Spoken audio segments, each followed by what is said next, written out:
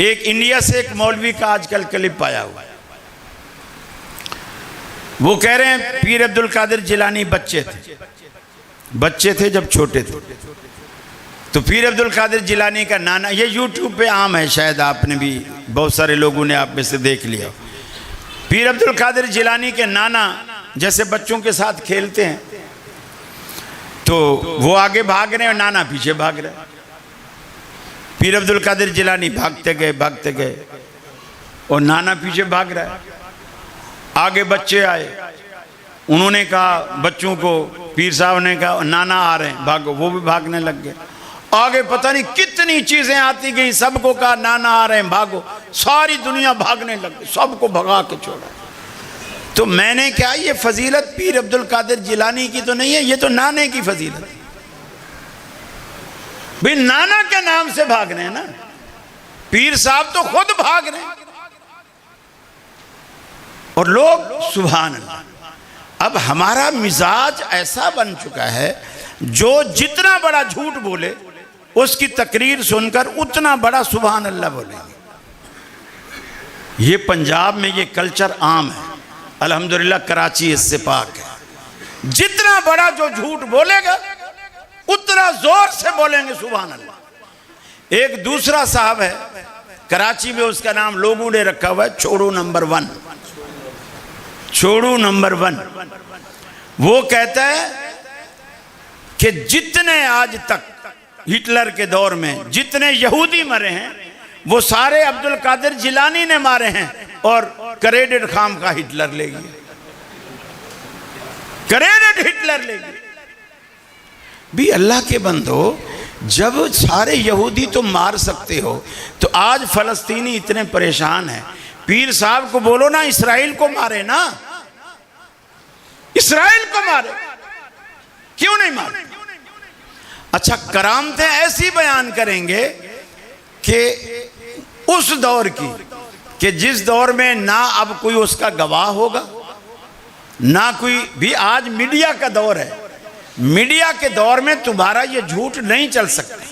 अगर एक चीज हो रही है तुम वीडियो बनाओ, दुनिया को दिखाओ, देखो वहां भी नहीं मानते, ये देखो वीडियो नाने ने पीछे लगाया हुआ है, पीर अब्दुल कादिर जिलानी आगे भाग रहा है, ये वीडियो है। फिर लोग वीडियो देख के बोलेंगे अरे ये पीर साहब थोड़ी है, ये तो हमारे का बच्चा जुनैद है, हमारे मोहल्ले का बच्चा, ये तो वो भाग रहा है। चोरी पकड़ी जाएगी। ये झूठ आज बोल के दिखाए। इस दौर में आपका वो अमल नबी रहमत सल्लल्लाहु अलैहि वसल्लम की सुन्नत के मुताबिक, अगर आपकी सुन्नत से मुआफ़क़त नहीं रखता, थोड़ी थोड़ी बातें। हजरत ऐशा के पास एक बंदा आया, बल्कि 3 बंदे आए, दरवाज़ा खटखटाया, पूछा अम्मी जान ये बताइए अल्लाह के रसूल के अमाल के बारे में। आपने बता दिया। वो कहने लगे सुभान अल्लाह, इसका मतलब है वो तो आप तो अल्लाह के रसूल थे, हम तो कुछ भी नहीं कर रहे हैं इसके मुकाबले में। फिर वो मस्जिद में गए, वहीं खड़े खड़े पहले अहद किया। एक ने कहा मैं शादी नहीं करूँगा, एक ने कहा मैं सारी ज़िंदगी रोज़े रखूँगा, दूसरे ने कहा कि मैं सारी रात इबादत करूँगा और सोऊंगा नहीं। तीनों चले गए मस्जिद नबवी में। थोड़ी देर बाद रसूलुल्लाह सल्लम भी घर में आ गए।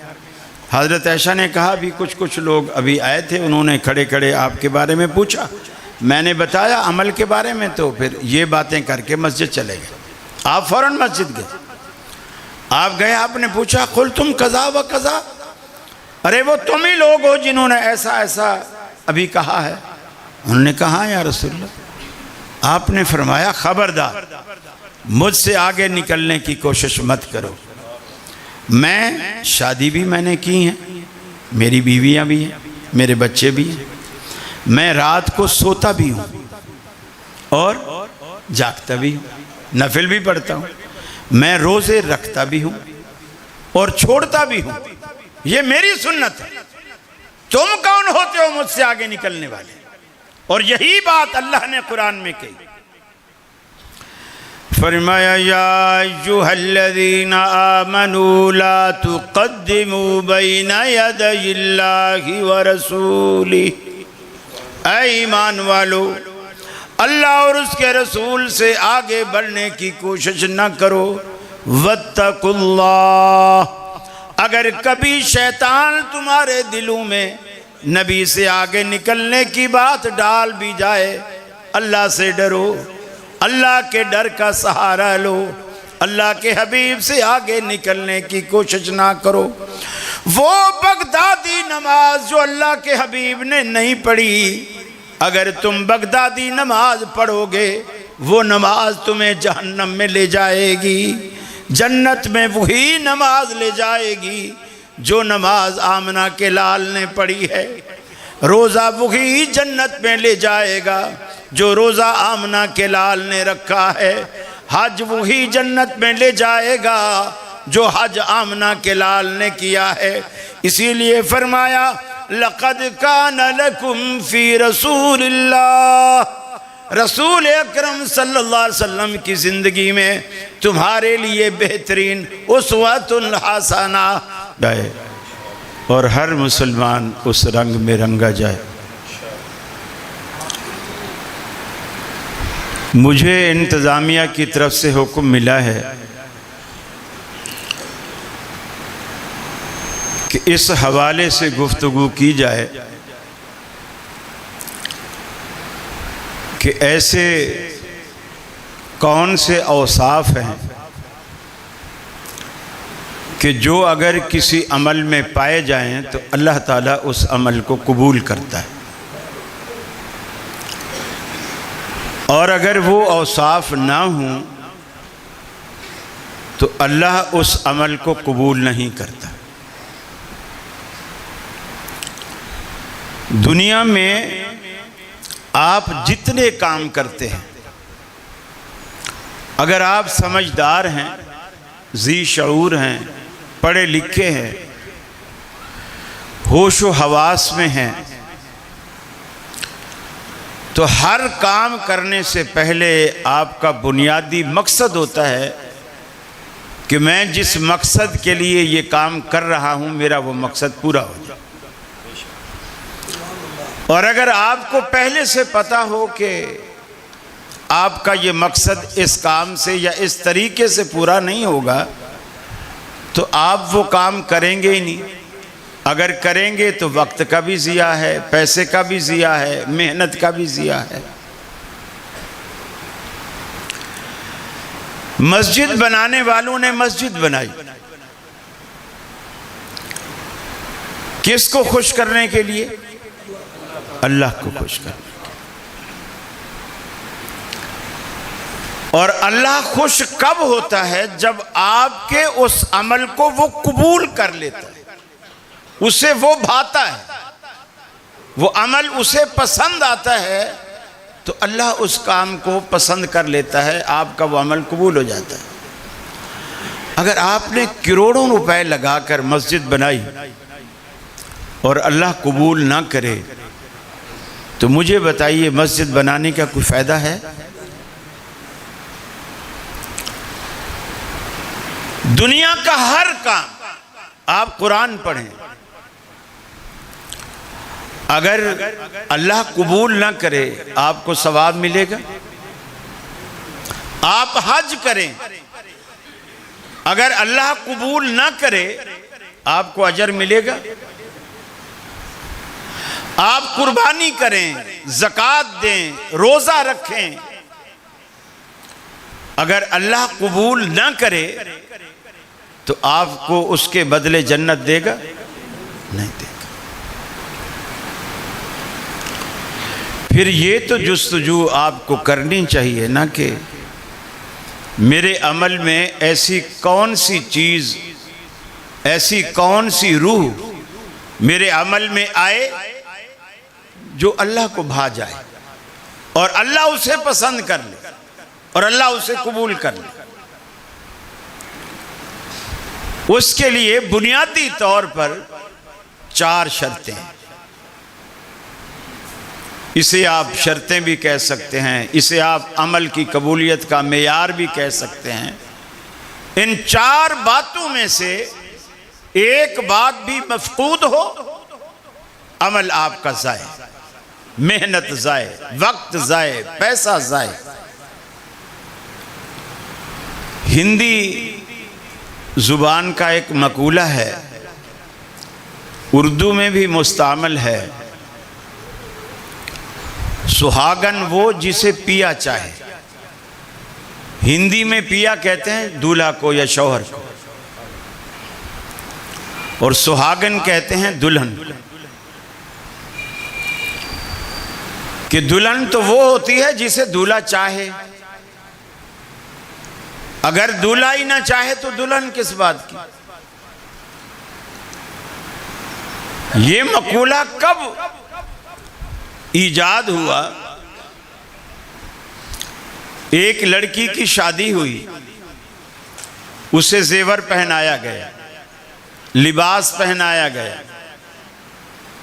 उसे सजाया गया,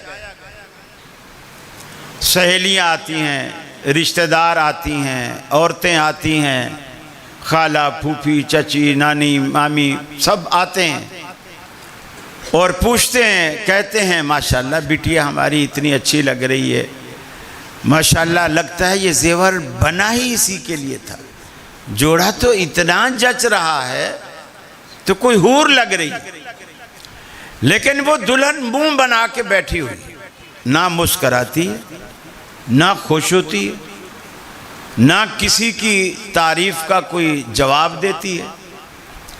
ये बात उसकी माँ को बहुत बुरी लगी और उसकी माँ ने उसे कहा, बिटिया तू कितनी बदतमीज है कि तेरी खालाएं, तेरी फूफियाँ, तेरी चाचियाँ, तेरी सहेलियाँ, महल्ले वालियाँ, अड़ोस पड़ोस वालियाँ, वो सारी आके तेरी तारीफ कर रही है कि बिंदिया इतनी अच्छी लग रही है, झुमके इतने अच्छे लग रहे हैं, गुलूबंद इतना अच्छा लग रहा है, शरारा इतना जच रहा है, और तू ना तो किसी का जवाब देती है और ना कम से कम किसी की तारीफ पे मुस्करा दे, ना तू मुस्कराती है। तो उस वक्त दुल्हन ने कहा, अम्मी ये सारा शहर भी मेरी तारीफ करे और जिसके लिए मुझे दुल्हन बनाया गया वो देखने के बाद मुंह फेर ले, तो मेरे दुल्हन बनने का और इनकी तारीफें करने का तू बता मुझे क्या फायदा है। मजा तो तब है कि जिसकी मैं दुल्हन हूं वो जब मुझे देखे पहली नजर में, फिर पलक ना झपके, टिकटिकी बांध के देखता रहे और कहे सुभान अल्लाह मेरी किस्मत कितनी अच्छी है।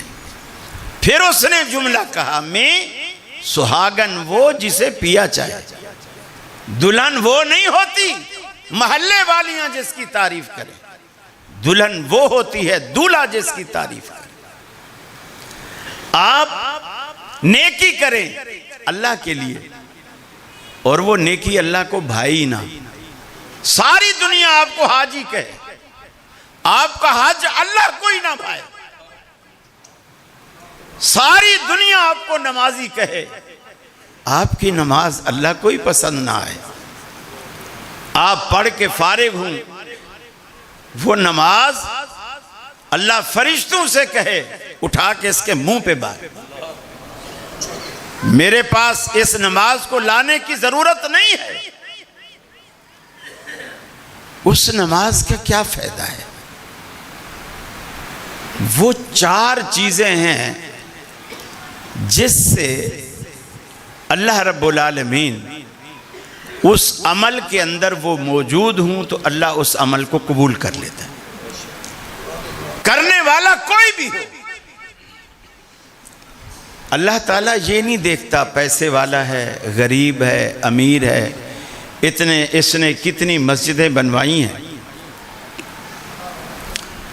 इमाम ज़हबी रहमतुल्लाह अलैह सियर एलाम नुबला में एक बड़ा अजीब व गरीब वाक़या नकल करते हैं इमाम मोहम्मद बिन मुनकदिर के हवाले से। वो कहते हैं कि मैं रात को मदीने में मस्जिद में गया, छोटी सी मस्जिद, खिड़की के पास बैठ गया, घुप अंधेरा, आधी रात का टाइम है, मैंने तहज्जुद पढ़ी। गुर्बत की वजह से मस्जिद में चिराग भी नहीं जलता, अंधेरा, बाहर चांद की थोड़ी थोड़ी रोशनी है, खिड़की में से थोड़ी रोशनी अंदर आ रही है, लेकिन मैं साइड पे बैठा हुआ। मैं नफिल पढ़ के थक के बैठ गया। कुछ देर के बाद एक शख्स आया, मौसम ज़रा ठंड का था, उसने अपने ऊपर शाल टाइप की, चादर टाइप की कोई चीज़ ओढ़ी हुई, और वो मस्जिद के अंदर सबसे पहले आकर उसने 2 नफिल पढ़े। लेकिन उस बंदे को ये पता नहीं है कि मैं भी खिड़की के पास बैठा हुआ, क्योंकि अंधेरा है। उसने नफिल पढ़े और नफिल के बाद उसने दुआ मांगनी शुरू की। और उस दिन, जिस दिन वो रात को आके दुआ मांग रहा है, दिन को सारे मदीने ने गवर्नर मदीना की क़ियादत में बाहर धूप में मैदान में निकलकर नमाज इस्तिस्का पढ़ी। चूंकि मदीने में कहत साली है, बारिश के लिए नमाज इस्तिस्का पढ़ी, और सारा दिन गुजर गया। अब रात भी आधी गुजर गई, बारिश नहीं हुई। अब वो बंदा मस्जिद में आके 2 नफिल पढ़ता है, अल्लाह से दुआ करता है और कहता है कि ऐ अल्लाह, तेरा मदीना प्यासा है और सारे मदीने ने तुझसे आज दिन में नमाज इस्तिस्का के ज़रिए दुआ की, और तूने उनको बारिश नहीं दी। इमाम मोहम्मद बिन मुनकदर कहते हैं कि अभी उसने ऐसा जुमला कहा था, मैंने खिड़की से बादलों के गरजने की आवाज़ सुनी, और जैसे आवाज़ आई, आवाज़ के साथ ही बादल बरसना शुरू हुए, और जैसे बादल बरसे उसने दुआ करनी छोड़ दी और रोना शुरू कर दिया। अब इस बात पे रो रहा है कि अल्लाह, पूरा मदीना तेरे आगे गवर्नर समेत दुआएं मांग चुका है, तूने बारिश नहीं दी। मेरे अंदर ऐसी क्या बात है कि मैंने एक ही दफा कहा, अल्लाह मदीना तेरा प्यासा है, बारिश दे, और तूने ना बादल ना कुछ, और वो आनन फानन सब कुछ हो गया और बादल भी बरसनी शुरू हो गई। मेरे अंदर ऐसी क्या बात है? इमाम मोहम्मद बिन मुनकदर कहते हैं वो रोता रहा और यही एक ही बात कहता रहा, अल्लाह मेरे अंदर क्या बात, अल्लाह मेरे अंदर क्या बात। बाज़ दफ़ा बंदे को खुद भी पता नहीं होता कि आपकी कौन सी अदा अल्लाह को भा गई, बंदे को पता नहीं होता। और बाज़ दफ़ा बंदे को यह भी पता नहीं होता कि अल्लाह की नज़र में आपकी कौन सी अदा उसे नाराज कर गई है, और आपको पता नहीं होता। मोहम्मद बिन मुनकदर कहते हैं कि फजर का टाइम होने लगा, मुअज्जिन आया, उसने अजान दी। जैसे उसने अजान शुरू की, वो बंदा जो रो के दुआ मांग रहा था मस्जिद से खामोशी से निकला और बाहर भाग गया। मैं कहते हैं कि हैरान बैठा था, बड़ा अजीब आदमी है कि लोग अजान सुनकर आते हैं और ये अजान सुनकर बाहर भाग गए। और नेक कितना है कि तहज्जुद पढ़ रहा है जो नफिल है, और नमाज तो फर्ज है, नफिल पढ़ रहा है, फर्ज के लिए भाग रहा है, और अल्लाह इसकी दुआ भी कबूल कर रहा है।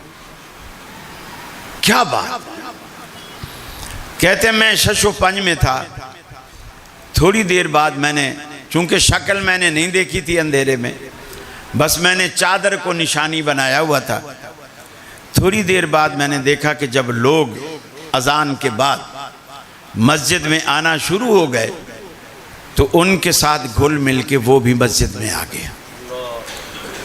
कहते हैं कि मैंने अंदाज़ा लगा लिया कि ये सिर्फ इस वजह से भागा था कि लोगों को ये पता ना चले कि मैं अजान से पहले तहज्जुद के टाइम में मस्जिद में आया था। वो इस बात को छुपाना चाह रहा। आज तो 10 रुपए भी आप किसी बेवा को, किसी फकीर को देते हैं तो दूसरे साथी को बोलते हैं यार ये मोबाइल पकड़ मेरी तस्वीर बनाना जरा। वो छुपा रहा है इस बात को। जब नमाज हो गई, उसने भी नमाज पढ़ी, लोग एक एक करके उठना शुरू हो गए। इमाम मोहम्मद बिन मुनकदर कहते हैं वो भी उठा और चादर उसी तरह ओढ़ी और मस्जिद से बाहर निकला। मैं भी जल्दी से उठा, उसका मैंने पीछा किया, मैं उसके पीछे चल पड़ा। मदीने की आबादी ख़त्म हो गई, आगे बिल्कुल ऐसी बस्ती आ गई जैसे खाना बदोशों की बस्ती होती है, झोपड़ी नुमा। कई झोपड़ियाँ बनी हुई हैं, उसमें से एक झोपड़ी की तरफ वो बढ़ा। दरवाजे में पर्दा लटका हुआ था। ये जैसे अंदर दाखिल हुआ, मैं बाहर रुक गया। मैंने पूछा सलाम करके कि क्या मैं अंदर आ सकता हूँ? उसने कहा मेरे अलावा कोई नहीं है, आ जा। मैं अंदर चला गया। मैं जाके बैठ गया सलाम करके, वो भी वालेकुम सलाम कहकर बैठ गया। अब ना वो बोल रहा है ना मैं बोल रहा हूँ। वो समझ रहा है ये मुझसे कुछ बोलेगा, क्यों आया है, और मैं समझ रहा हूँ ये मुझसे पूछेगा कि तू क्यों आया है।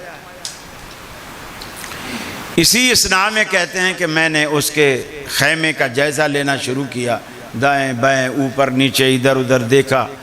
जैसे आप किसी के घर जाएं तो चीज़ें टटोल कर अंदाज़ा लगाते हैं कि इसका क्या काम है। अगर छेड़ियाँ थोड़ी पड़ी हुई हो बराबर में, इस तरह की चीज़ें हों तो आप समझते हैं कोई मिस्त्री है या लुहार है, कोई कारपेंटर है, कोई रंदा भी पड़ा हुआ हो, तो आप चीज़ों से अंदाज़ा लगाते हैं। इमाम मोहम्मद बिन मुनकदर रहमतुल्लाह अलैह फरमाते हैं कि मैंने देखा चमड़े के टुकड़े, सिलाई वाली आर, धागे, ये वहाँ कुछ पड़े हुए। मैं उससे अंदाज़ा लगा लिया अपने तौर पर कि ये पेशे के लिहाज से मोची, पेशे के लिहाज से मोची। कहते हैं मैं अभी ये सोच ही रहा था कि अब उसने अपनी चुप तोड़ी और मुझसे पूछा भाई क्या जूता टकवाना है? जाहिर बात है मोची के पास तो लोग जूता टकवाने आएंगे ना, क्या जूता टकवाना है? मैंने कहा नहीं। तो फिर क्यों आया? बोले मैं तुझसे अल्लाह की रज़ा के लिए दोस्ती करने आया। उसने कहा मुझसे? मैं गरीब आदमी हूँ, खाना बदोश हूँ, पेशे के लिहाज से मोची हूँ, मुझसे दोस्ती करेगा? अब मोहम्मद बिन मुनकदर ने वो बात बताई कि रात जब तू रो के दुआ कर रहा था और अल्लाह ने तेरी दुआ पर बारिश दी, मैं उसी मस्जिद के कोने में अंधेरे में खामोशी से बैठा हुआ था और मैं तुझे देख रहा था। वो कहते हैं मेरा ये बताना था कि उस बंदे के चेहरे का रंग ही उड़ गया, जैसे कोई उसका बहुत बड़ा राज फाश हो गया। और वो कहने लगा नहीं भाई नहीं, तूने किसी और को देखा होगा, तुझे धोखा हुआ। मैं नहीं, मैं तो बहुत गुनाहगार आदमी हूँ, नमाज भी मुश्किल से बस पढ़ लेता हूँ, अल्लाह का बड़ा फजल है, मैं इतना नेक आदमी नहीं हूँ।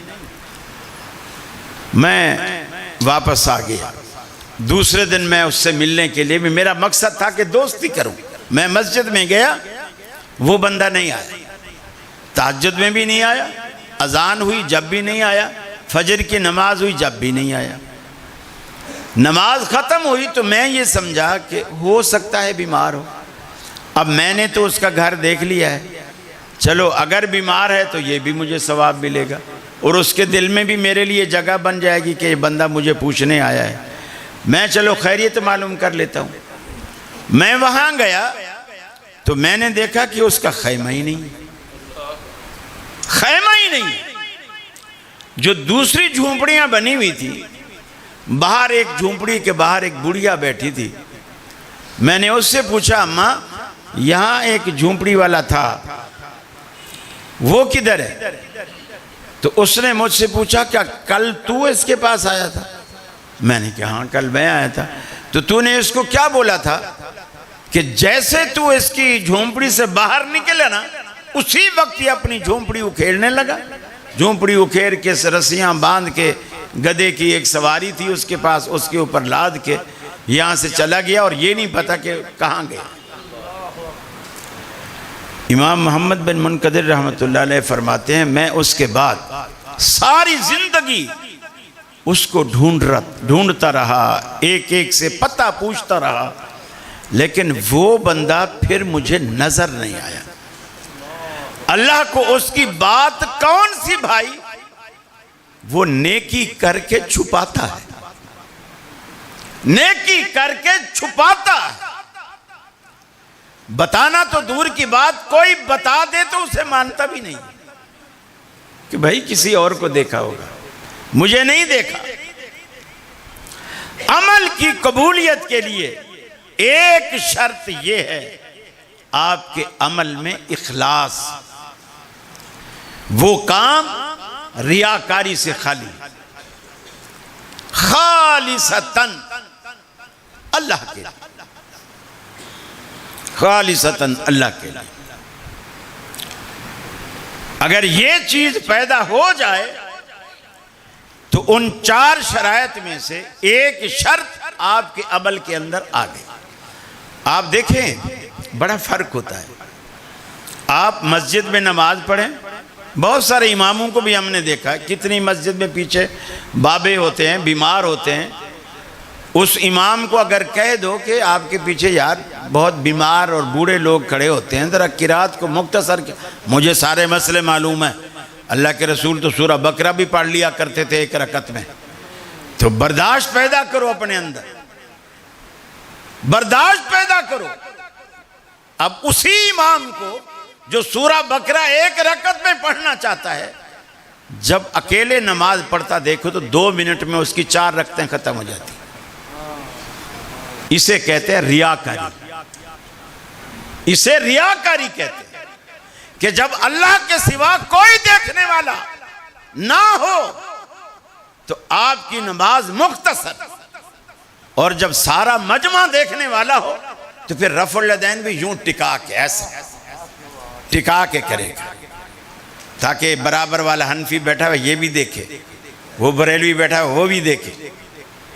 फिर इस तरह रकू करेगा 5 मिनट का, फिर कौमे में खड़ा होगा 3-4 मिनट।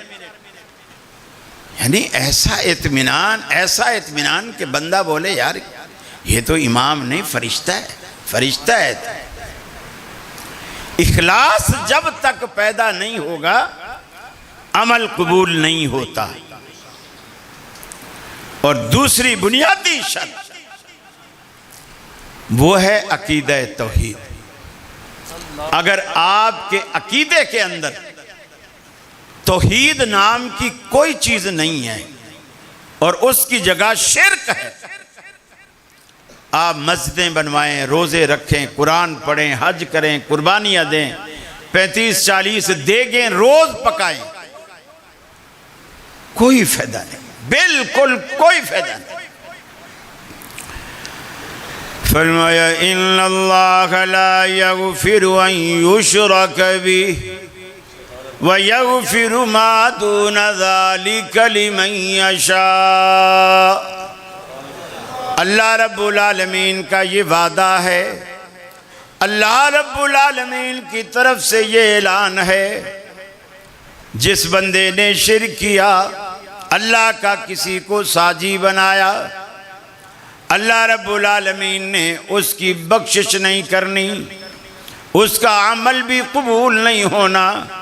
अल्लाह रब्बुल आलमीन ने हत्ता कि कुरान पाक में इतनी वजाहत करते हुए फरमाया, आपने फरमाया मन युशरिक बिल्लाह फ़क़द हर्रमल्लाहु अलैहिल जन्नह व मअवाहुन नार। जिस बंदे ने भी अल्लाह की ज़ात के साथ किसी को शरीक ठहराया, उस पर अल्लाह ने जन्नत को हराम कर दिया, दोज़ख को फर्ज कर दिया। जन्नत में जाएगा नहीं और दोज़ख से बचेगा नहीं। जिसने भी शिर्क किया, चाहे उसका नाम अहले हदीस हो, चाहे उसका नाम देवबंदी हो, चाहे उसका नाम बरेलवी हो, चाहे उसका नाम कुछ भी, नामों पे निजात नहीं है। आपके अकीदे में तौहीद पहले होने चाहिए। हज बाद में करें, मस्जिद बाद में बनवाएं, रोजा बाद में रखें, बच्चे बाद में पढ़ाएं, शादियां बाद में करें, तौहीद रासिख करें। जिस रब की दुनिया में आप रह रहे हैं, उस दुनिया के बादशाह को राजी तो करें ना। देखें, औलाद, एक बच्चा है, माँ बाप से लड़कर उनके घर में तो नहीं रह सकता ना। एक बाप के घर में सगी औलाद नहीं रह सकती, जबकि उसका 5 मरले का घर है। और जो रब सारी कायनात का बादशाह है, फिर सिर्फ ये नहीं कि कायनात का, आप चलो दुनिया में कहेंगे ठीक है जी, अगर ये लाहौर से निकालेगा मैं कराची चला जाऊंगा, कराची से निकालेगा डेरा गाजी खान चला आऊंगा, यहां से निकालेगा मैं पिशावर चला जाऊंगा। और जहां भी आप जाएं, पता चले ये शहर भी उसी का है, वो भी उसी का है। आखिर थक हार के आप फैसला करें कि मैं दुनिया ही छोड़ दूंगा, मैं दुनिया में ही नहीं रहता, और फिर आपको पता चले आखिरत भी उसी की है। क्या बनेगा? क्या बनेगा? अल्लाह रब्बुल आलमीन दुनिया का भी बादशाह है, आखिरत का भी बादशाह है। उसको नाराज करके हम और क्या कुछ कमाएंगे? हम जी ही नहीं सकते, हम जी ही नहीं सकते। ये दुनिया उसकी है, ये तो उसका करम और एहसान है। हमारे गुनाहों पर हमें फौरी नहीं पकड़ता, वरना बंदा मज़ार पे टिका पड़ा हो, मज़ार पे, और अल्लाह ताला उसकी रूह निकाल दे, यकीन मानिए अगले दिन कोई मज़ार पे जाएगा ही नहीं। अगर अल्लाह ताला ऐसा करने लग जाए, वो मज़ार पे सजदा करे, अल्लाह उसकी रूह निकाल दे। फौरी गुनाह पे गिरफ्त नहीं करता, अपनी हिकमत के तहत ढील देता है। अल्लाह के रसूल ने फरमाया 2 वजह से ढील देता है अल्लाह ताला। काफिर को इसलिए ढील देता है ताकि ये और गुनाह कर ले, और गुनाह कर ले। जब मैं इसको पकड़ूं और जितनी सजा दूं, हर देखने वाला कहे कि ठीक हुआ, ये इसी सजा का लायक और इसी सजा का मुस्तहिक था। और मोमिन को अल्लाह इसलिए ढील देता है ताकि ये तौबा कर, ताकि ये तौबा कर ले। और बंदा अगर ये समझे कि यार ना अल्लाह ने मुझे पकड़ा, ना मेरी रोटी बंद की, ना मुझे मेरी नौकरी से हटाया, इसका मतलब है नौज़ बिल्ला, इसका मतलब यह है कि अल्लाह को पता ही नहीं चला, मेरा गुनाह छुप गया। ये हमारी भूल है। अल्लाह को सब पता है, सब पता है। फरिश्तों को भी पता ना हो, अल्लाह को पता है, इसलिए कि अल्लाह अलीमुम बिज़ातिस सुदूर है। आपके सीने में अभी ख्याल आया ही नहीं होता, उसे पहले पता होता है कि इसके सीने में ख्याल क्या आने वाला है। तौहीद आपके दिल में रासिख होनी चाहिए। फरमाया वमा तस्कुतु मिन वरक़तिन इल्ला यअलमुहा वला हब्बा। दुनिया में ज़मीन पे जो दरख्तों से पत्ते गिरते हैं, ज़मीन पे पत्ता बाद में गिरता है, अल्लाह रब्बुल आलमीन के इल्म में पहले आता है। आज दुनिया का कोई फकीर, दुनिया का कोई पैगंबर, दुनिया का कोई मलंग, दुनिया का कोई मुफ्ती ये नहीं बता सकता, कराची की बात नहीं, लाहौर की बात नहीं, आपके मोहल्ले में 35 ब्लॉक में दरख्त कितने लगे हैं।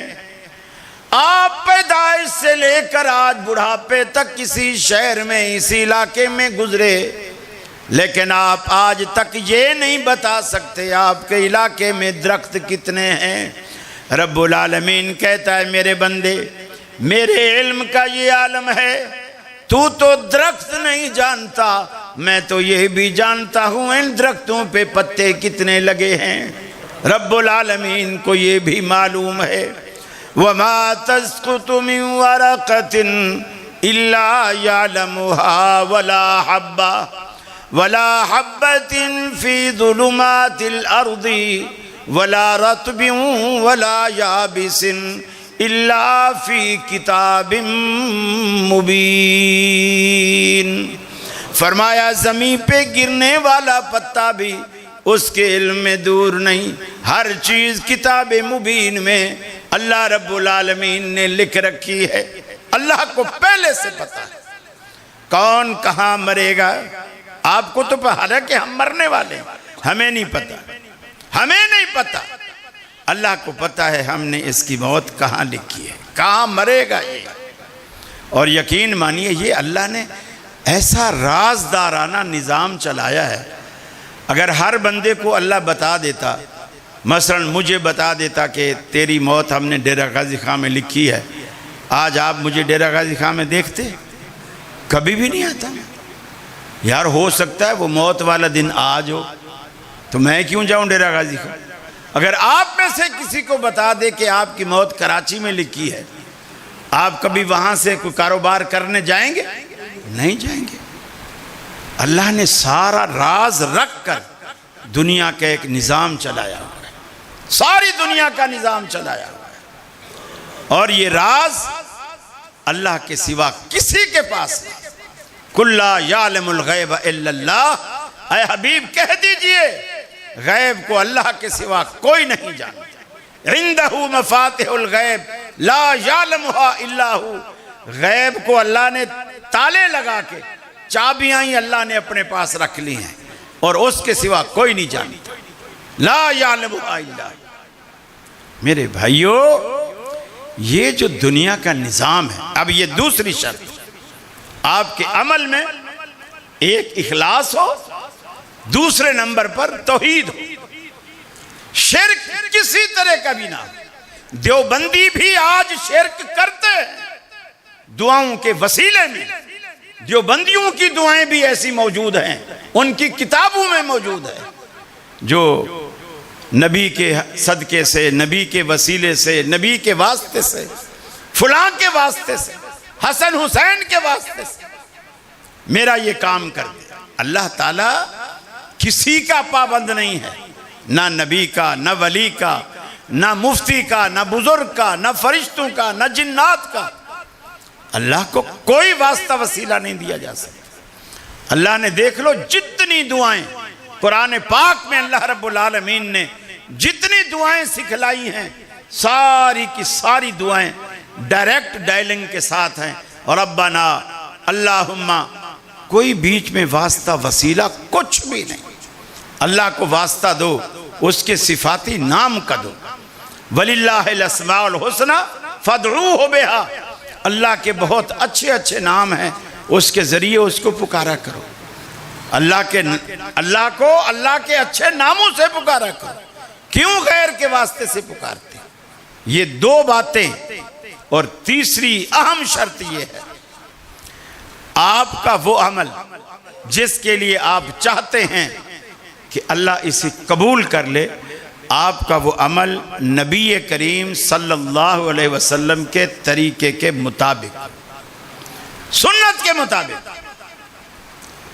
अगर सुन्नत की मुआफ़क़त नहीं रखता, अल्लाह उसे कबूल नहीं करता, अल्लाह को नहीं भाता। उससे में मुआसलत होनी चाहिए, सुन्नत की मुआफ़क़त होनी चाहिए। अब बंदा कलमा तो पढ़े नबी का, नमाज पढ़े हनफी तरीके की, अल्लाह कैसे कबूल करेगा? लोग कहते हैं मियाँ ये बड़े मुतशद्दिद किस्म के लोग हैं। यकीन मानिए मुझे इससे कहीं ज्यादा तशद्दुद का सामना करना पड़ता है। गैरों के सामने टीवी पर बैठकर, चैनल पर बैठकर लोग गालियां तक देते हैं। लोगों ने मुझे हलाली हरामी की गालियां दी हैं, लेकिन मैंने सब अल्लाह की रजा के लिए उसे बर्दाश्त किया और अल्लाह ने उसका मुझे सिला दिया, उसका सिला दिया है। लोगों के दिलों में तकरीम, इज्जत, वकार बढ़ा दिया। क्या कराची में इधर डेरा गाजी खां में उलमा कम है? आप इतना पैसा खर्च करके कराची से बुलाते हैं। ये अल्लाह ने आपके दिल में वो मोहब्बत और इज्जत और वो तकरीम डाली है। मेरे भाई, तौहीद की एक अजमत है, जिसके सीने में आएगी बैठेगी, अल्लाह रब्बुल आलमीन उसको 4 चांद लगा देगा। एक इंडिया से एक मौलवी का आजकल क्लिप पाया हुआ है,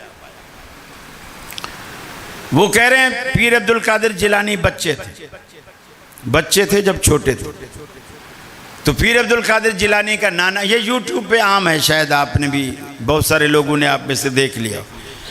पीर अब्दुल कादिर जिलानी के नाना जैसे बच्चों के साथ खेलते हैं, तो वो आगे भाग रहे हैं और नाना पीछे भाग रहे हैं।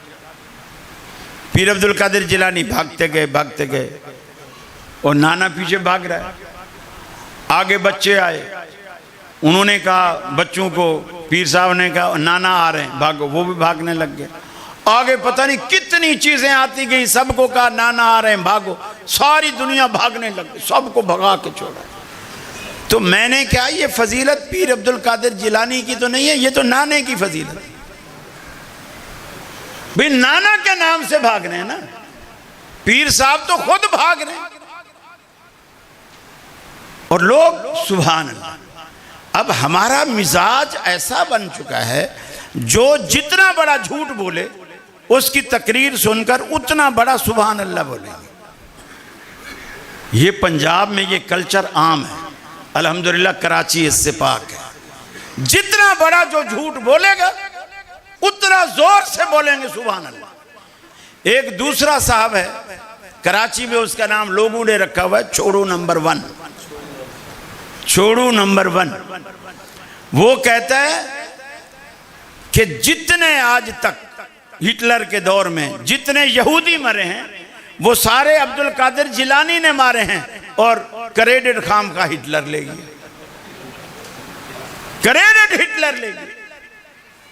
भी अल्लाह के बंदो, जब सारे यहूदी तुम मार सकते हो, तो आज फलस्तीनी इतने परेशान हैं, पीर साहब को बोलो ना इस्राइल को मारे ना, इस्राइल को मारे, क्यों नहीं मारे? अच्छा, करामतें ऐसी बयान करेंगे कि उस दौर की, कि जिस दौर में ना अब कोई उसका गवाह होगा ना कोई भी। आज मीडिया का दौर है, मीडिया के दौर में तुम्हारा ये झूठ नहीं चल सकता। अगर एक चीज हो रही है, तुम वीडियो बनाओ, दुनिया को दिखाओ, देखो वहां भी नहीं मानते, ये देखो वीडियो नाने ने पीछे लगाया हुआ है, पीर अब्दुल कादिर जिलानी आगे भाग रहा है, ये वीडियो है। फिर लोग वीडियो देख के बोलेंगे अरे ये पीर साहब थोड़ी है, ये तो हमारे का बच्चा जुनैद है, हमारे मोहल्ले का बच्चा, ये तो वो भाग रहा है। चोरी पकड़ी जाएगी। ये झूठ आज बोल के दिखाए। इस दौर में आपका वो अमल नबी रहमत सल्लल्लाहु अलैहि वसल्लम की सुन्नत के मुताबिक, अगर आपकी सुन्नत से मुआफ़क़त नहीं रखता, थोड़ी थोड़ी बातें। हजरत ऐशा के पास एक बंदा आया, बल्कि 3 बंदे आए, दरवाज़ा खटखटाया, पूछा अम्मी जान ये बताइए अल्लाह के रसूल के अमाल के बारे में। आपने बता दिया। वो कहने लगे सुभान अल्लाह, इसका मतलब है वो तो आप तो अल्लाह के रसूल थे, हम तो कुछ भी नहीं कर रहे हैं इसके मुकाबले में। फिर वो मस्जिद में गए, वहीं खड़े खड़े पहले अहद किया। एक ने कहा मैं शादी नहीं करूँगा, एक ने कहा मैं सारी ज़िंदगी रोज़े रखूँगा, दूसरे ने कहा कि मैं सारी रात इबादत करूँगा और सोऊंगा नहीं। तीनों चले गए मस्जिद नबवी में। थोड़ी देर बाद रसूलुल्लाह सल्लम भी घर में आ गए। हज़रत ऐशा ने कहा भी कुछ लोग अभी आए थे, उन्होंने खड़े खड़े आपके बारे में पूछा, मैंने बताया अमल के बारे में, तो फिर ये बातें करके मस्जिद चले गए। आप फ़ौरन मस्जिद गए, आप गए, आपने पूछा कुल तुम कज़ा व कज़ा, अरे वो तुम ही लोग हो जिन्होंने ऐसा ऐसा अभी कहा है। उन्होंने कहा या रसूलल्लाह।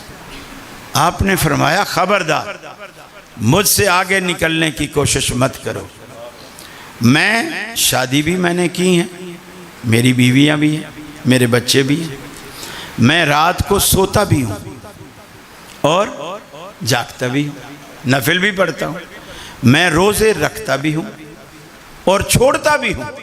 ये मेरी सुन्नत है। तुम कौन होते हो मुझसे आगे निकलने वाले? और यही बात अल्लाह ने कुरान में कही। फरमाया या अय्युहल्लज़ीना आमनू ला तुक़द्दिमू बैना यदयिल्लाहि व रसूलिही, ऐ ईमान वालो, अल्लाह और उसके रसूल से आगे बढ़ने की कोशिश न करो। वत्तकुल्लाह, अगर कभी शैतान तुम्हारे दिलों में नबी से आगे निकलने की बात डाल भी जाए, अल्लाह से डरो, अल्लाह के डर का सहारा लो, अल्लाह के हबीब से आगे निकलने की कोशिश ना करो। वो बगदादी नमाज जो अल्लाह के हबीब ने नहीं पढ़ी, अगर तुम बगदादी नमाज पढ़ोगे वो नमाज तुम्हें जहन्नम में ले जाएगी, जन्नत में वही नमाज ले जाएगी जो नमाज आमना के लाल ने पढ़ी है। रोज़ा वही जन्नत में ले जाएगा जो रोज़ा आमना के लाल ने रखा है। हज वही जन्नत में ले जाएगा जो हज आमना के लाल ने किया है। इसीलिए फरमाया लक़द कान लकुम फ़ी रसूलिल्लाह, रसूल अकरम सल्लल्लाहु अलैहि वसल्लम की ज़िंदगी में तुम्हारे लिए बेहतरीन उस्वतुल हसना, बेहतरीन नमूना है। आपको देखते जाओ, फिर करते जाओ। आपने शादियां कैसे की, आपने खुशियां कैसे मनाई, आपने गम कैसे मनाया? क्या कभी चारपाइयां घरों में उल्टी की? हजरत हमजा शहीद हो गए, जिस्म का मुसला भी किया गया बाज़ रिवायात के मुताबिक। आपने एक मर्तबा भी किसी अहले बैत में से किसी को फरमाया कि आज चारपाइयां घर में उल्टी डालो, आज चूल्हे नहीं जलाना, आज तवे उल्टे कर दो।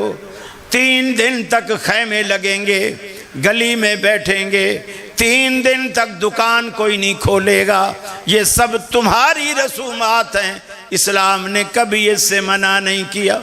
इस्लाम में छुट्टी का कोई तसव्वुर नहीं, हत्ता के जुम्मे जैसे फरीज़े के लिए भी अल्लाह ने कहीं नहीं फरमाया जुम्मे वाले दिन दुकानें ना खोलो। अल्लाह का कुरान कहता है इज़ा नूदिया लिस्सलाति मिन यौमिल जुमा फसअू इला ज़िक्रिल्लाह वज़रुल बै, जब जुम्मे का वक्त हो जाए, जुम्मे का बुलावा आए, तब कारोबार बंद करो। पहले तुम्हें पूरी इजाज़त है, खोल के बैठो। फ़ैज़ा क़ुज़ियतिस सलात, जुम्मा के बाद भी कारोबार ठप करने की तुम्हें ज़रूरत नहीं। जब तुम्हारी नमाज पूरी हो जाए, फ़न्तशिरू फ़िल अर्द वब्तगू मिन फ़ज़लिल्लाह, फिर दुकानों के दरवाजे खोल के बैठो, अल्लाह का फजल तलाश करो। इस्लाम में छुट्टी का कोई तसव्वुर नहीं। लेकिन फरमाया लक़द कान लकुम फ़ी रसूलिल्लाहि उस्वतुन हसना, अल्लाह के हबीब ने अपने लगते जिगर फातिमा से भी यही फरमाया, मेरी निस्बत तेरे किसी काम नहीं आएगी। इअमली इअमली या फातिमा, ए फातिमा अमल करना, अमल करना।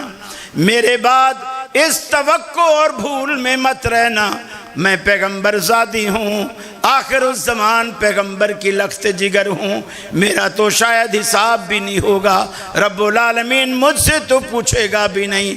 आपने फरमाया ला उगनी अन्के मिनल्लाह शैआ, अल्लाह के यहाँ मैं तेरे किसी काम नहीं आऊँगा, अमल करती रहना, मेरी रिश्तेदारी पे मत रहना, अमल करना। सैयदा आयशा ने अर्ज की अल्लाह के रसूल, जब क़यामत का दिन आएगा, आज मैं बैठे बैठे ख्याल दिल में लाया, ज़करतुन नारा फबकैत, दोज़ख का जिक्र मेरे जहन में आया, याद आई, मुझे रोना आ गया।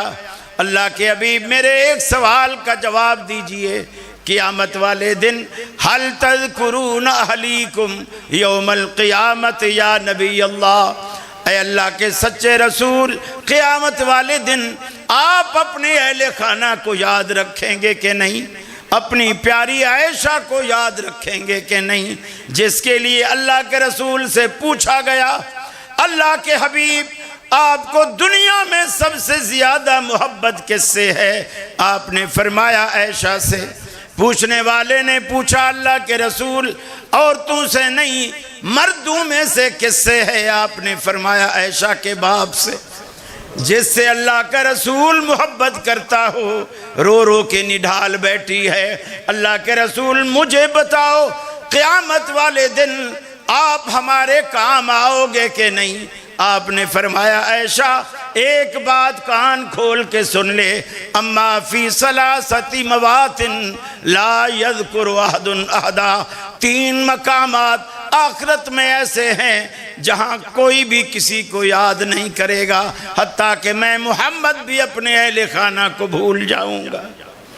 और आज लोग इस खुशफहमी में बैठे हैं, हमने तो इतने कामिल पीर का लड़ पकड़ा हुआ है, हमें तो कोई बस पीर साहब अल्लाह के पाए का अर्श का पाया नौज़बिल्ला थामे खड़े होंगे, हम जाएंगे अल्लाह को नौज़बिल्ला वो पीर आंख मारेगा, बोलेगा ये तो मेरा मुरीद है, अल्लाह कहेगा जाने दे। अरे रसूलुल्लाह से बड़ा कामिल पीर दुनिया में कौन है? कौन कामिल पीर? साडा पीर मुहम्मद जेड़ा आमना दलाल वे, तेरा भी कोई है ते ऐसा मैनू भी वखाल वे। सिर्फ दावे करते हो, दिखाओ तो सही ना। हमें कहते हो कि हम नहीं मानते, मानना और किसको कहते हैं? हम कहते हैं तुम्हारी नमाज रोजा हज ज़कात, उस वक्त तक नमाज रोजा हज ज़कात है ही नहीं जब तक उसकी मुआफ़क़त मोहम्मद रसूलुल्लाह के अमल से मुआफ़िक ना बैठे। ये है अहले हदीस का ईमान और अकीदा। हमारी यही दावत है, यही मनहज है। सारी दुनिया को इसी बात की दावत देते हैं कि नबी की सुन्नत को देखो। आज लोग बहुत सारी बातें करते हैं, सिद्दीक़ अकबर पर एतराज़ करते हैं कि मियाँ उन्होंने बड़ा गसब कर लिया था, हज़रत अली की खिलाफत का जो हक था उन्होंने गसब कर लिया था। इस्लाम ने इतनी वाज़ेह चीज़ें भेजी हैं। देखिए अल्लाह ने कुरान मजीद, अल्लाह के रसूल ने जब सहाबा किराम ने आकर के कहा आपकी बीमारी में कि मस्जिद नबवी सहाबा से भरी पड़ी है, लोग आपका इंतज़ार कर रहे हैं, आप आइए नमाज पढ़ाइए। आपने फरमाया मुरू अबा बकर फलयुसल्लि बिन्नास, अबू बकर मैं नहीं आ सकता, मैं तकलीफ़ में हूँ, अबू बकर से कहो वो लोगों को नमाज पढ़ा दे, लोगों को नमाज पढ़ा दे। अब ये जो रसूलुल्लाह ने हुक्म किया, उलमा की इस्तिलाह में इसे कहते हैं कौली हदीस या कौली सुन्नत। अल्लाह के रसूल ने अपने मुंह मुबारक से इरशाद फरमाया, गोया अबू बकर सिद्दीक की इमामत पहले नंबर पर कौली सुन्नत से साबित है। मुरू अबा बकर फलयुसल्लि बिन्नास। फिर हजरत आयशा ने, सिद्दीक़ अकबर की बेटी ने एतराज़ की, कहा अल्लाह के रसूल मेरा अब्बा बड़ा नरम दिल है, आपके मुसल्ले पर खड़ा होगा, आपकी अदम मौजूदगी को बर्दाश्त नहीं कर सकेंगे और रोते रहेंगे नमाज में, लिहाजा ये नमाज पढ़ा ही नहीं सकेंगे, किसी और को बोलो। मैं कहता हूं हजरत आयशा बोली नहीं, रब ने बुलवाया ताकि बात पक्की हो जाए। आपने फिर फरमाया मुरू अबा बकर फलयुसल्लि बिन्नास, अबू बकर से कहो लोगों को नमाज पढ़ाए। और बाज रिवायात में यह भी आता है अल्लाह के रसूल ने फरमाया जिस मजलिस में, जिस महफिल में मेरे बाप अबू बकर मौजूद हो और अगर उनकी मौजूदगी में अय्या उम्महुम गैरुहुम, उसके अलावा कोई और शख्स उनकी इमामत कराए, आपने फरमाया ये किसी के लिए जायज़ ही नहीं, जायज़ ही नहीं है कि अबू बकर की मौजूदगी में कोई और इमामत करा। बोलो अबू बकर से नमाज पढ़ाए। फिर नबी करीम सल्लल्लाहु अलैहि वसल्लम ने फेली हदीस से भी इसे साबित किया। एक इसी बीमारी में हजरत अली हजरत अब्बास इनको बोला मुझे उठाओ, नमाज हो रही है। अबू बकर नमाज पढ़ रहे और पढ़ा रहे हैं, पीछे अहले बैत भी पढ़ रहे हैं, हजरत अली भी मौजूद है, हजरत इब्न अब्बास हजरत मौजूद है, अकील मौजूद है, अहले बैत के दीगर लोग मौजूद हैं, हसनैन करीमैन मौजूद है। लेकिन आपने किसी को नहीं कहा अबू बकर से कहो नमाज पढ़े। ऐसी कोई बात तो थी ना। फिर जब आप आए मस्जिद में आ गए, हजरत अली ने अब्बास ने आपके दोनों कंधों से पकड़ा हुआ, पाँव आपके ऐसे लटक कर आपको आकर अबू बकर की बाईं तरफ, जिस तरफ से इमाम बैठता है, उस तरफ आकर के बिठा दिया। अल्लाह के रसूल बैठ गए। अल्लाह के रसूल अबू बकर के इमाम थे और अबू बकर बाकी सहाबा और अहले बैत के इमाम थे। ये नमाज भी अबू बकर सिद्दीक ने रसूलुल्लाह की मौजूदगी में पढ़ाई। गोया रसूल अकरम ने बाएं पहलू में बैठकर अपनी फेली सुन्नत से भी साबित किया, अबू बकर इस उम्मत का मेरे बाद इमाम है, मेरे बाद यही खलीफा है। फिर आपने तकरीरी सुन्नत से इसे साबित किया। जिस दिन आखिरी नमाज अबू बकर सिद्दीक ने आपकी जिंदगी में जो नमाज पढ़ाई आखिरी, वो फजर की नमाज थी। फजर और जोहर के दरमियान अल्लाह के रसूल खालिक के हकीकी से जा मिले। इसके बाद सहाबा ने आपका चेहरा मस्जिद में कभी नहीं देखा। सहाबा नमाज में हैं, रसूलुल्लाह सल्लल्लाहु अलैहि वसल्लम आए और आकर आपने खिड़की से पर्दा हटाया और आपने देखा सहाबा किराम मुस्कराए। कुछ सहाबा ने कनखियों से आपको देखा भी, मुस्कराए और फिर आपने पर्दा गिरा दिया। गोया ये जो मुस्कराना था, ये इस खुशी का इजहार था कि मैंने जिस अबू बकर के पीछे अपनी उम्मत को लगाया है, वो इत्मीनान के साथ उसी के पीछे लगी हुई है। तो आप मुस्करा कर आप वापस गए। ये तकरीरी सुन्नत से भी सिद्दीक अकबर की इमामत तीनों सुन्नतों से साबित है, कौली से भी, फेली से भी और तकरीरी से भी। और कहते हैं कि जी वो जबरदस्ती गासिब बन गए। तो मैंने क्या, अल्लाह के बंदे, जब हजरत अली से हर कोई आता है जबरदस्ती खिलाफत छीन गया, हजरत उमर अपने खिलाफत में नऊज़ बिल्लाह जबरदस्ती बेटी का रिश्ता करके ले गए, तो फिर कम अज कम शेरे खुदा कहना भी छोड़ दो और मुश्किल कुशा कहना भी छोड़ दो, जो अपनी खिलाफत नहीं बचा सके। मेरे भाई, नबी करीम सल्लल्लाहु अलैहि वसल्लम की सुन्नत के जैसे अबू बकर पाबंद थे, इसी तरह उमर फारूक, उस्मान गनी, अली उल मुर्तज़ा इसी तरह पाबंद थे। और चौथी और आखिरी बात ये कि आपके अमल में रिज़्क़ हलाल जब तक नहीं हो, आपका अमल कबूल नहीं हो। आप मुवाहिद हैं, इखलास वाला काम है, सुन्नत के मुताबिक है, लेकिन आपकी रोज़ी हराम की है, आपका अमल कबूल नहीं होगा, बिल्कुल कबूल नहीं। सिर्फ ये नहीं कि नमाज,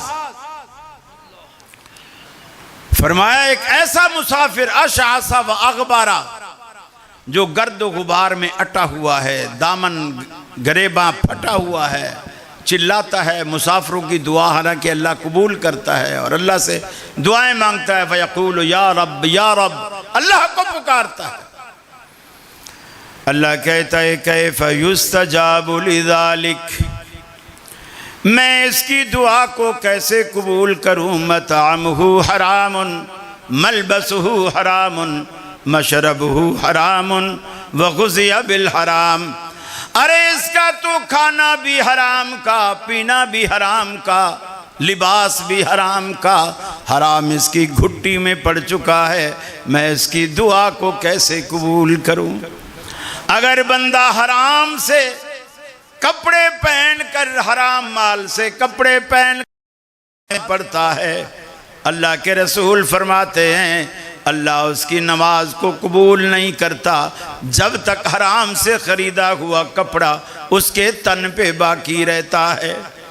हराम का एहराम बांधने के बाद अल्लाह रब्बुल आलमीन की जनाब में तलबिया पढ़ते हुए हाज़री देता है, अल्लाहुम्मा लब्बैक ला शरीका लक लब्बैक इन्नल हम्दा वन निअमता लक वल मुल्क ला शरीका लक। पूरे तौहीदी जुमले, तौहीदी कलिमात मुंह से अदा करता है, लेकिन लिबास हराम का है। अल्लाह कहता है ला लब्बैक वला सादैक, जिस मुंह से आया है ऐसे ही मुंह फेर कर वापस चला जा। आज न तेरी हाज़री हमें कबूल, न तेरा आना हमें कबूल, न तेरा तलबिया पुकारना हमें कबूल। हराम खाने वाले का कुछ भी कबूल नहीं होता। अपने पेट में भी, अपनी बीवी के पेट में भी, अपने बच्चों के पेट में भी हलाल निवाला डालिए, फिर रब्बुल आलमीन से समरात की दुआ कीजिए। हलाल की बड़ी बरकतें हैं जो अल्लाह रब्बुल आलमीन ने हलाल में रखी हैं। अगर आपके जिस्म को, आपका जिस्म हराम ग़िज़ा से पलता है, खून बनता है, अल्लाह के रसूल ने फरमाया वो जिस्म जो हराम की ग़िज़ा से पला बड़ा है, वो जिस्म दोज़ख ज़्यादा हकदार है कि वो जिस्म उसमें जाए, जन्नत का वो हकदार नहीं हो सकता। लिहाजा दुनिया में ये चार चीज़ें, टाइम पूरा हो गया है, ये चार चीज़ें अपने पल्ले बांध लीजिए। तौहीद, इखलास, अल्लाह के रसूल की सुन्नत और रिज़्क़ हलाल। बेशक थोड़ा हो, फरेब ना करें, हेरा फेरी ना करें, चीज़ में मिलावट ना करें, किसी की जेब ना काटें, किसी का नुकसान ना करें, किसी का बुरा ना सोचें, दूध में पानी ना डालें, जो बोलें वही चीज़ दें, जिसके पैसे लें वही चीज़ दें, जितना वज़न का सौदा हुआ है वज़न पूरा करके दें, जितनी पैमाइश का सौदा हुआ है वो पैमाइश पूरी करके दें। ये आपकी जिम्मेदारी है। यकीन मानिए जब ये चार काम आपकी ज़िंदगी में आ जाएंगे, अल्लाह कहेगा फरिश्तों इस बंदे के नामा अमाल को मेरे पास लाओ, इसका मैं ही ख़रीदार बनता हूँ। इन्नल्लाह अश्तरा मिनल मुमिनीन अनफुसहुम व अमवालहुम बिअन्ना लहुमुल जन्नह। इस बंदे ने सारी ज़िंदगी अपनी जान माल मेरे हवाले किए रखा, आज मैं अपनी जन्नतें इसके हवाले कर देता हूँ। अल्लाह करे अल्लाह हमें इसका हकदार बना दे, अल्लाह हमसे राज़ी हो जाए, हमारे गुनाहों को माफ़ फरमाए, हलाल खाने की तौफीक दे, तौहीद पे मरने की तौफीक दे, सुन्नत से मोहब्बत करने की तौफीक दे, रिज़्क़ हलाल की तौफीक दे। व आखिर दावाना अनिल हम्दुलिल्लाहि रब्बिल आलमीन। अस्सलामु अलैकुम।